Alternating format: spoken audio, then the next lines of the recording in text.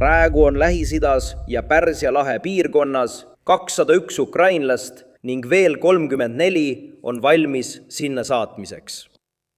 Need on sõjalised eksperdid, kes teavad, kuidas aidata ja droonide eest kaitsta. Meie meeskonnad on Araabia Ühendemiraatides, Kataris, Saudi Araabias ja liiguvad Kuveiti. Me teeme koostööd mitmete teiste riikidega. Kokkulepped on juba jõus. Me ei taha, et Iraani režiimi terror oma naabrite vastu õnnestuks ja ma saatsin need sõjalised eksperdid meie partnerite, sealhulgas Ameerika Ühendriikide palvel.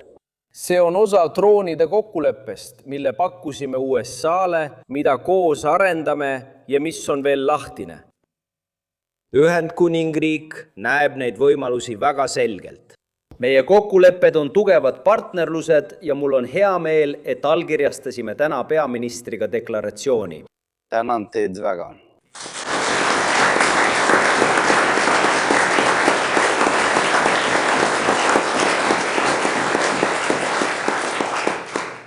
Lähis-Ida ja Pärsia lahe piirkonna armeedel on hea kaitse rakettide, sealhulgas Iraani ballistiliste rakettide vastu.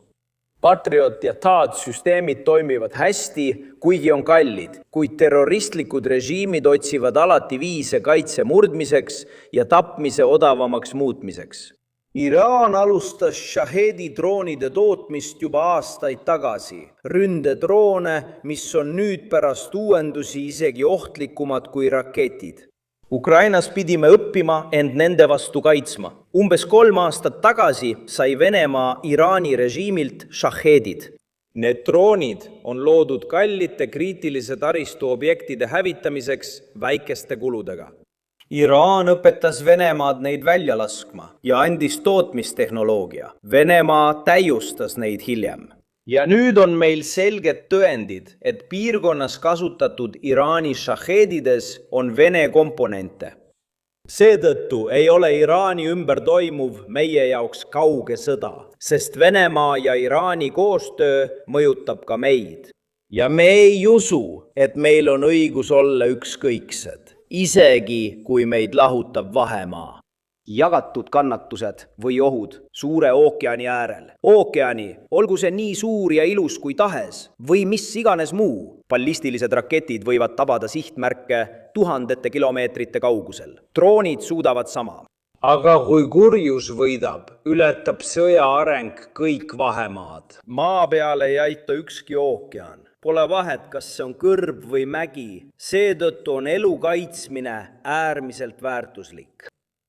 Venemaa ja Iraani režiime ühendab sama vihkamise tunne ning seetõttu on nad relvavennad.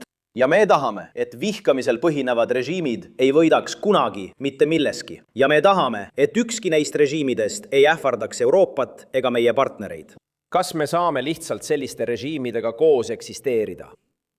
Ukraina püüdis Venemaaga rahumeelselt koos elada ja 10 aasta jooksul toimusid 2 sissetungi. Kahjuks on see tulemus, mida me näeme.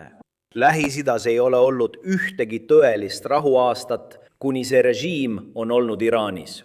Ja me astume ajastusse, kus need režiimid omandavad uusi viise tapmiseks, odavalt ja kaugelt, kasutades tehisintellekti ja nagu varemgi. Lihtsalt sellepärast, et nad tahavad sind hävitada ja võivad sundida oma enda rahvast sõja nimel töötama. Iraani Shahedi allatulistamine maksab umbes $50,000. Partnerid kasutavad tihti rakette, mis võivad maksta kuni $4 miljonit või väga kalleid hävituslennukeid. Iraanlased teadsid, et ükski õhutõrje maailmas ei oleks piisav, et peatada neid droone, sellist hulka droone, ja meie olime need, kes selle muutsid. Ukrainas peatasime ühe neist droonidest 2 või 3 väikese tõrjevahendiga, mis maksavad kokku vähem kui $10,000. Seega on meie lähenemine palju ökonoomsem kui miski, mida meie partnerid praegu kasutavad. Kallid sõbrad, peame tagama, et julgeoleku areng oleks alati sõja arengust ees. See ei puuduta vaid üht ründavat riiki. Peame olema valmis kõigiks rünnakuteks. sealhulgas mitteriiklikud osalejad, kuritegelikud võrgustikud, terroristlikud rühmitused ja üksikründajad, kellel võib olla ligipääs nendele tehnoloogiatele. Droonide levikuga ei maksa massilised rünnakud enam miljardeid, need maksavad palju vähem. Kahjuks ei ole see enam ainult mõni rikas hull nagu Putin, kes saab endale seda lubada. Isegi praegu saab ta raha, sest tema vastu kehtestatud sanktsioone leevendatakse. Ja loomulikult tänan, et Ühendkuningriik seda ei tee. Suur aitäh! Me näeme seda ühtemoodi. Tugev Ukraina toetus, karmid sanktsioonid Venemaale ja ühised kaitseprojektid on ainus alus tõhusale diplomaatiale.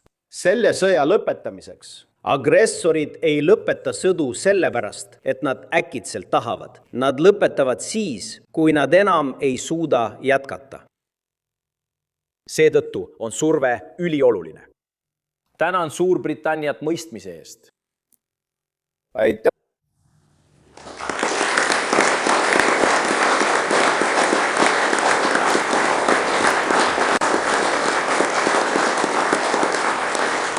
Praegu on mul see olemas.